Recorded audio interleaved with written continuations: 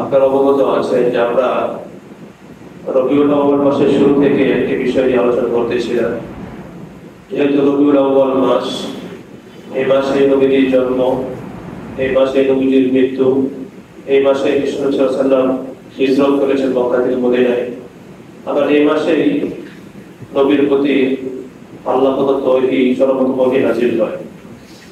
তো বিভিন্ন দৃষ্টিকোণ থেকে এই মাসটি অত্যন্ত গুরুত্বপূর্ণ, ফজিলতপূর্ণ, তাৎপর্যপূর্ণ।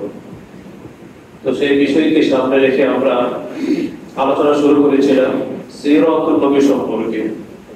আমাদের আলোচ্য বিষয় ছিল সিরাতুন নবী সম্পর্কে, অর্থাৎ নবীজির জীবনী সম্পর্কে। তো সিরাতুন নবীর বিভিন্ন ভাগ রয়েছে, বিভিন্ন অংশ রয়েছে। তার মধ্যে একটি অংশ ছিল মিলাদুন নবী, অর্থাৎ নবীজির জন্ম বৃত্তান্ত। আমরা এই বিষয় সম্পর্কে ধারাবাহিক আলোচনা করেছি। আমরা এই সপ্তাহে যে বিষয়টি আলোচনা করব সেটিও সিরাতুন নবীর একটি অংশ বিশেষ। সেটি হলো সূরাতুন নবী। সূরাতুন নবী অর্থ হচ্ছে নবীজির আকৃতি কেমন ছিল, নবীজির গঠন কেমন ছিল, নবীজির দেহ কেমন ছিল, দেখতে কেমন ছিল। এই বিষয়টি আমরা সংক্ষেপে আলোচনা করার পর যদি সময় হয় তাহলে দ্বিতীয় আরেকটি বিষয় আলোচনা করব, সেটি হলো আখলাকুল নবী, অর্থাৎ নবীজির চরিত্র কেমন ছিল। তো ইনশাআল্লাহ আজকে আলোচ্য বিষয় হচ্ছে সূরাতুন নবী ও আখলাকুল নবী। তো এই সম্পর্কে কোরআন হাদিস কি বলে, নবীজি দেখতে কেমন ছিলেন, নবীজির গঠনাকৃতি কেমন ছিল, আমরা যদি কোরআন হাদিস থেকে জানতে চাই তাহলে আমরা প্রথমে চলে যেতে হবে নবী দেখতে কেমন ছিলেন। এই সম্পর্কে বিশ্বনবী সাল্লাল্লাহু আলাইহি ওয়াসাল্লামের অত্যন্ত প্রিয় সাহাবী হযরত জাবির ইবনে আব্দুল্লাহ রাদিয়াল্লাহু তাআলা আনহু তিনি বলেন যে রাআইতু রাসূলুল্লাহ সাল্লাল্লাহু আলাইহি ওয়াসাল্লাম ফি লাইলাতিল ইরহিয়ান, আমি আল্লাহ নবীকে জ্যোৎস্না রাতে, পূর্ণিমার রাতে নবীকে দেখলাম। ফাজাআলতু আনজুরু ইলাইহি ওয়া ইলাল কমর, আমি একবার নবীর দিকে লক্ষ্য করি, আরেকবার চন্দ্রের দিকে লক্ষ্য করি, চাঁদের দিকে লক্ষ্য করি। এরকম করতে লাগলাম বারবার, একবার নবীর দিকে, একবার চাঁদের দিকে, একবার নবীর দিকে, একবার চাঁদের দিকে। বহুবার দৃষ্টি করার পর আমি এই সিদ্ধান্তে উপনীত হলাম যে ইনদি আহসানু মিনাল কমর, যে আমার কাছে মনে হলো আমার নবীজি চাঁদ থেকেও সুন্দর, নবীজি চাঁদ থেকেও সুন্দর। নবীজি দেখতে কেমন ছিলেন? আরবের বিখ্যাত কবি, রাসূলের একজন খুব কাছের সাহাবী হযরত হাসান ইবনে সাবিত রাদিয়াল্লাহু তাআলা, তিনি নবীজির সৌন্দর্যে মুগ্ধ হয়ে তিনি কবিতা আবৃত্তি করলেন। ওয়া আহসানু মিনকা লাম তারা কত্তু আইনি ওয়া আজমালু মিনকা লাম তালিদিন নিসা ওয়া আহসানু মিনকা লাম তারা কত্তু আইনি ওয়া আজমালু মিনকা লাম তালিদিন নিসা خلقت مبرأ من كل عيب كأنك قد خلقت كما تشاء। আল্লাহর নবীর সাহাবী হযরত হাসান ইবনে সাবিত রাদিয়াল্লাহু তাআলা আনহু নবীজির সৌন্দর্যে মুগ্ধ হয়ে বলেন, ওগো নবীজি, আমার এই দুই চোখ আপনার চাইতে সুন্দর কাউকে দেখেনি। ওয়া আহসানু মিনকা লাম তারা কত্তু আইনি, ওগো নবীজি, আমার চোখ আপনার চাইতে সুন্দর কাউকে দেখেনি। ওয়া আজমালু মিনকা লাম তালিদিন নিসা, পৃথিবীর কোন মা, পৃথিবীর কোন নারী আপনার চাইতে সুন্দর কাউকে জন্ম দেয়নি। খুলিকতা মুবাররাআন মিন কুল্লি আইবিন, আপনাকে সৃষ্টি করা হয়েছে সকল দোষ থেকে মুক্ত করে। কাআন্নাকা কদ খুলিকতা কামা তাশা,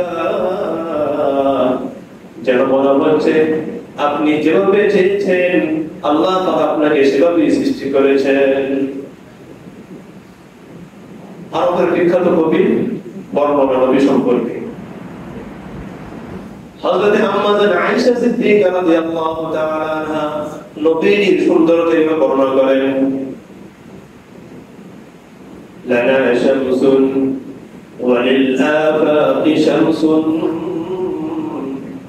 লানা শামসুন ওয়ালিল আফাqi শামসুন ওয়া শামসি আফদালু মিন শামসিস সামা فإن الشمس تطلع بعد الفجر وشمسي تطلع بعد العشاء. إرشاد القارئ إلى صحيح البخاري বুখারী শরীফের ব্যাখ্যাগ্রন্থ ইরশাদুল কারীতেই এই উক্তিটি আম্মাজান আয়েশা সিদ্দিকা রাদিয়াল্লাহু তাআলা বর্ণনা করেন। আম্মাজান বলেন লানা শামসুন ওয়ালিল আফাqi শামসুন, পৃথিবীর আকাশের একটি সূর্য আছে, ওয়া শামসি, আর আমারও একটা সূর্য আছে। আম্মাজান আয়েশা কি বলেন যে আকাশের একটি সূর্য আছে, আমারও একটি সূর্য আছে, তবে ওয়া শামসি আফদালু মিন শামসিস সামা, আমার যে সূর্য সেই সূর্য আকাশের সূর্য থেকে কোটি গুণ বেশি দামি। আমার সূর্য আকাশের সূর্য থেকে কোটি গুণ বেশি দামি। ফাইন্নাশ শামসা তাতলু'ু বা'দাল ফাজর, আকাশের সূর্য উদিত হয় ফজর নামাজের পর। ওয়া শামসি তাতলু'ু বা'দাল ইশা, আর আমি আয়েশার সূর্য উদিত হয় এশার নামাজের পর। আমাদের আয়েশা সিদ্দিকা রাদিয়াল্লাহু তাআলা বলেন যে আমাদের ঘরে কখনো কখনো এমন হতো যে বাতির মধ্যে তেল থাকতো না, বাতিতে তেল থাকতো না। তো এশার নামাজের পর যখন নবীজি ঘরে আসতেন, যে নবীজির চেহারার আলোতে আমরা সূর্যের ছিদ্রের সুতা ঢুকিয়ে আমরা আমাদের সেলাই কাজ সম্পন্ন করতাম। সূর্যের ছিদ্রে সুতা ঢুকিয়ে আমরা আমাদের সেলাই কাজ সম্পন্ন করতাম। আমরা প্রত্যেকে জানি পৃথিবীর অর্ধেক সৌন্দর্য আল্লাহ পাক কাকে দিয়েছিলেন? হযরত ইউসুফ আলাইহিস সালাম, তাই না? পৃথিবীর অর্ধেক সৌন্দর্য আল্লাহ পাক হযরত ইউসুফ আলাইহিস সালাম দিয়েছিলেন। তো আম্মাজান আয়েশা সিদ্দিকা রাদিয়াল্লাহু তাআলা এক ইহুদি মহিলা বললেন, ও আল্লাহ ও নবী পত্নী আয়েশা, আচ্ছা বলুন তো ইউসুফ নবী বেশি সুন্দর নাকি আপনার স্বামী বেশি সুন্দর? এক ইহুদি মহিলা আম্মাজান আয়েশাকে বললেন যে বলুন তো আপনার স্বামী বেশি সুন্দর নাকি ইউসুফ নবী বেশি সুন্দর? আম্মাজান আয়েশা বললেন, আমি তোমার প্রশ্ন বুঝতে পেরেছি, তুমি কি বলতে চাচ্ছ। কারণ আল্লাহ রাব্বুল আলামিন গোটা পৃথিবীকে সৃষ্টি করার পর যে সৌন্দর্য আছে, এই সৌন্দর্যকে দুটি ভাগ করেছেন। একটি ভাগ দিয়েছেন হযরত ইউসুফ আলাইহিস সালামকে, অর্ধেক ভাগ হযরত ইউসুফ আলাইহিস সালাম, আর বাকি অর্ধেক যাবতীয় সৃষ্টিকুলকে দিয়েছেন। তো যাবতীয় সৃষ্টিকুলের মাঝে আমাদের নবী অন্তর্ভুক্ত। তো ইহুদি নারী প্রশ্ন করলেন, যেহেতু অর্ধেকের ভগ্নাংশ আমাদের নবী পেয়েছেন, তাহলে আমাদের নবী কি ইউসুফ আলাইহিস সালাম থেকে বেশি সুন্দর না কম সুন্দর? তা আমাদের আয়েশা বললেন যে নবী আমাকে বলেছেন আল্লাহ রাব্বুল আলামিন সর্বপ্রথম আমাকে সৃষ্টি করেছেন, আমাকে সৃষ্টি করার পর পূর্ণ সৌন্দর্য আমাকে দিয়েছেন, পূর্ণ সৌন্দর্য আমাকে দিয়েছেন, দেওয়ার পর আমার যে সৌন্দর্য সেই সৌন্দর্যকে দুই ভাগ করেছেন। আমার যে সৌন্দর্য সেই সৌন্দর্যকে দুই ভাগ করেছেন, সেখান থেকে এক ভাগ ইউসুফ আলাইহিস দিয়েছেন, আর এক ভাগ গোটা মাখলুককে দিয়েছেন। তাই জন্য আমাদের আয়েশা বলেন যদি মিশরের নারীরা আমার হাবিবকে দেখতো, তাহলে তারা শুধু নিজেদের হাতকে কর্তন করতো না, বরং তারা নিজেদের হাতে কলিজা কেটে টুকরো টুকরো করে ফেলতো। কারণ সূরা ইউসুফের মধ্যে আল্লাহ পাক বলেন যখন ইউসুফ আলাইহিস সালামকে মিশরের নারীরা দেখলেন, তখন তারা নিজেদের হাতটা নিজেদের হাতে কেটে ফেললেন ইউসুফের সৌন্দর্য দেখে। তো আল্লাহ নবীকে এমন সৌন্দর্য দিয়েছেন যে আম্মা জান আয়েশা বলেন, যদি মিশরের নারীরা আমার হাবিবকে দেখতো তাহলে তাদের হাতে কর্তন করতো না, বরং তাদের কলিজাকে টুকরো টুকরো করে ফেলতো। সূরা ইউসুফ আল্লাহ বলেন, وَقَطَّعْنَ أَيْدِيَهُنَّ وَقُلْنَ حَاشَ لِلَّهِ مَا هَذَا بَشَرٌ إِنْ هَذَا إِلَّا مَلَكٌ كَرِيمٌ। আল্লাহ পাক ইউসুফ আলাইহিস সালামকে এমন সৌন্দর্য দিয়েছিলেন যে মিশরের নারীরা যখন তাকে দেখলো, وَقَطَّعْنَ أَيْدِيَهُنَّ নিজেরাই নিজেদের হাতে কেটে ফেললো আর বলতে লাগলো, قُلْنَ حَاشَ لِلَّهِ مَا هَذَا بَشَرٌ, এটা কখনো মানুষ হতে পারে না। নবীকে দেখে বললেন, ইনি কখনো মানুষ হতে পারেন না, কারণ মানুষ এত সুন্দর হতে পারে না। ইন হাযা ইল্লা মালাকুন কারীম, সে একজন সম্মানিত ফেরেশতা। কাকে বললেন? হযরত ইউসুফ আলাইহিস সালামকে বললেন। আল্লাহ তাআলা ইউসুফ আলাইহিস সালামকে তো সুন্দর দিয়েছিলেন, তার চেয়ে ডাবল সুন্দর কাকে দিয়েছিলেন? আল্লাহ নবীকে দিয়েছিলেন। যাই হোক, এই ছিল মানুষের কথা, মানুষের উক্তি, সাহাবীদের উক্তি। কিন্তু এখন এমন একজন ব্যক্তির কথা বলবো যিনি মানুষ নন। মানুষের কথার মধ্যে ফাঁক থাকতে পারে, মানুষের কথায় ফাঁক থাকতে পারে, কিন্তু এখন এমন একজন ব্যক্তি কথা বলবেন যিনি মানুষ নন, তিনি হলেন সমস্ত ফেরেশতাদের সর্দার হযরত জিবরাইল আলাইহিস। হযরত জিবরাইল আলাইহিস তিনি নবীর সুন্দর জীবন বর্ণনা করেন যে আমি পৃথিবীর পূর্ব থেকে পশ্চিম, এক প্রান্ত থেকে আরেক প্রান্ত, উত্তর থেকে দক্ষিণ, গোটা পৃথিবী ভ্রমণ করেছি, কিন্তু কোথাও আমার নবীর চেয়ে সুন্দর কাউকে দেখি নাই।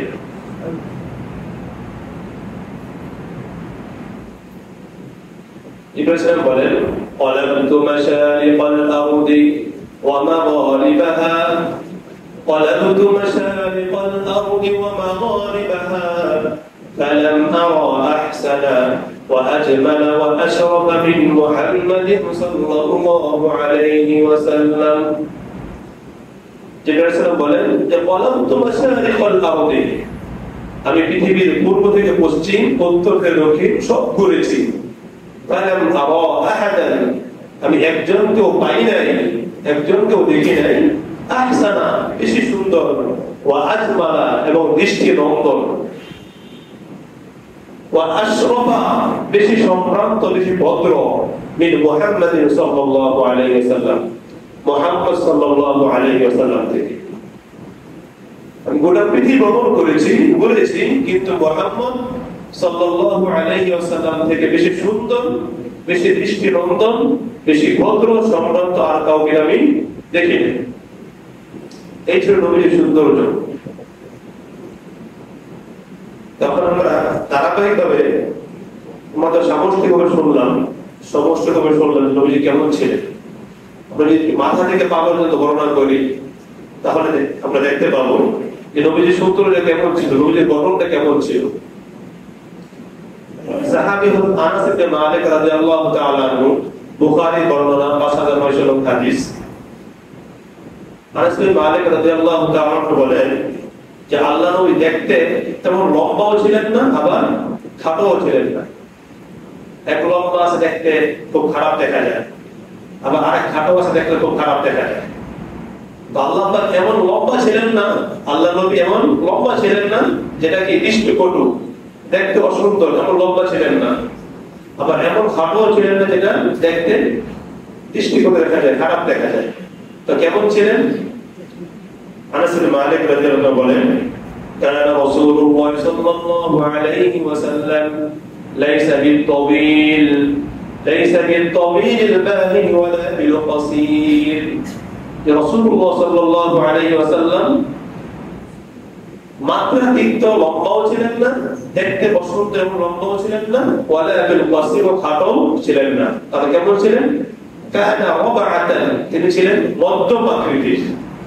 কানা রাবাআতান, তিনি ছিলেন মধ্যম আকৃতির ছিলেন, যেটা দেখতেও সুন্দর। এমন লম্বা না দেখতে খারাপ দেখা যায়, আবার এমন হাঁটাও না দেখতে যেটা খারাপ দেখা যায়। কেমন ছিলেন? যেমন যেমন দেখতে সুন্দর দেখা যায়, সবচেয়ে সুন্দর দেখা যায় তেমনই ছিলেন। লম্বা আকার ছিলেন, মধ্যম আকৃতি ছিলেন। তো নবীজির মাথা কেমন ছিল? নবীজির মাথা কেমন ছিল? নবীজির মাথা ছিল তখমুর রাসি, মাথার তুলনামূলক একটু বড় ছিল। মাথা কেমন ছিল? তুলনামূলক বড় ছিল, যে যা দেখলে সুন্দর দেখা যায়, মানানসই মানানসই বড় ছিল, সুন্দর দেখা যেমন বড় ছিল। হাদিসে বর্ণিত হয়েছে মুসনাদে আহমদ, আল্লাহ নবী ছিলেন রহমুর রাসি, তখমুর রাসি, মাথাটা তুলনামূলক বড় ছিল। তো নবীজির মাথা চুল কেমন ছিলেন? নবীজির মাথার চুল কেমন ছিল? আমরা জানি নবীজির মাথার চুল ছিল তিন রকম, অফরা, লিম্মা, জুম্মা। অফরা, লিম্মা, জুম্মা। অফরা কাকে বলে? অফরা বলা হয় উভয় কানের লতি পর্যন্ত, উভয় কানের লতি পর্যন্ত যে চুল তাকে কি বলা হয়? অফরা বলা হয়। আর উভয় কানের লতি এবং কাঁধ এর মাঝ বরাবর অর্থাৎ কাঁধ বরাবর যে চুল তাকে বলা হয় লিম্মা। আর যে চুল কাঁধ পর্যন্ত তাকে বলা হয় জুম্মা। নবীজি যখন একেবারে ছোট ছিল, যখন একেবারে চুল ছোট রাখতেন, তখন থাকতো কি অফরা থাকতো কানের লতি পর্যন্ত। আর যখন একেবারে বড় হতো তখন থাকতো কাঁধ পর্যন্ত।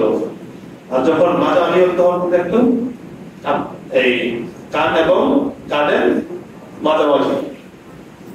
এই ছিল নবীজির চুল। হাদিসটি বর্ণিত আছে মুসলিম শরীফে।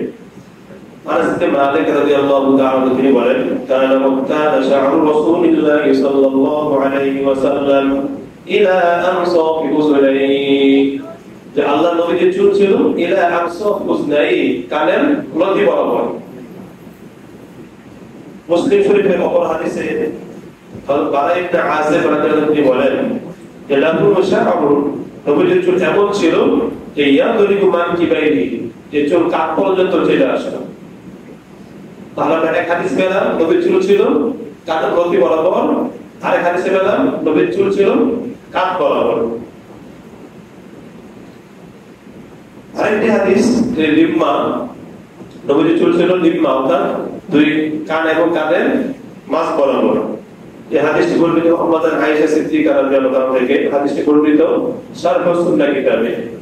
তিনি বলেন, কানা লাহু শা'রুন ফাওকাল জুম্মাহ দুনাল ওয়াফরা, যে নবীজির চুল ছিল ফাওকাল জুম্মাহ।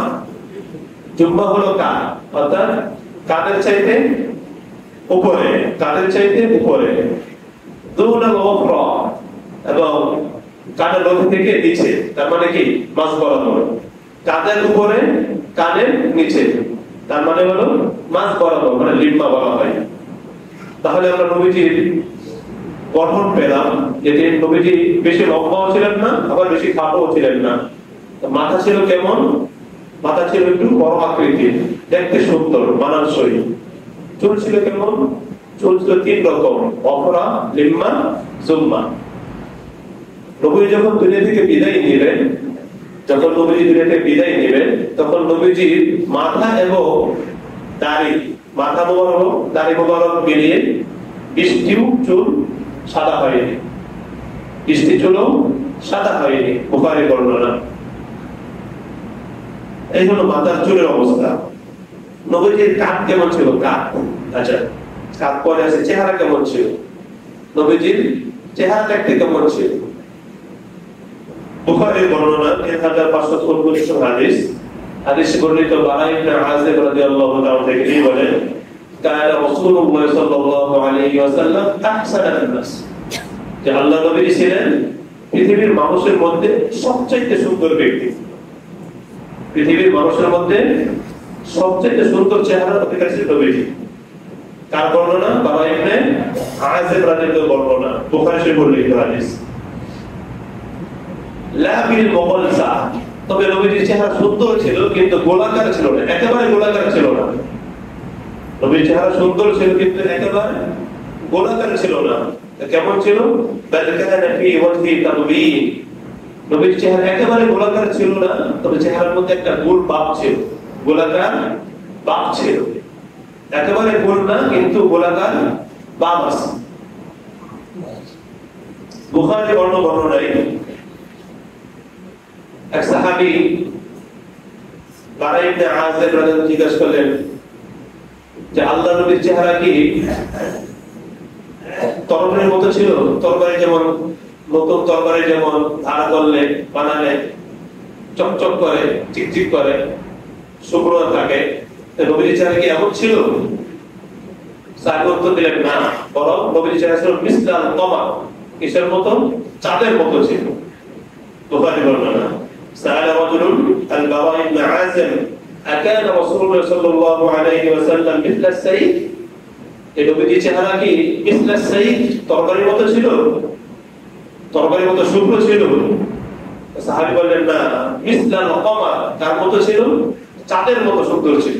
সুবহানাল্লাহ। তিরমিজি বর্ণনা,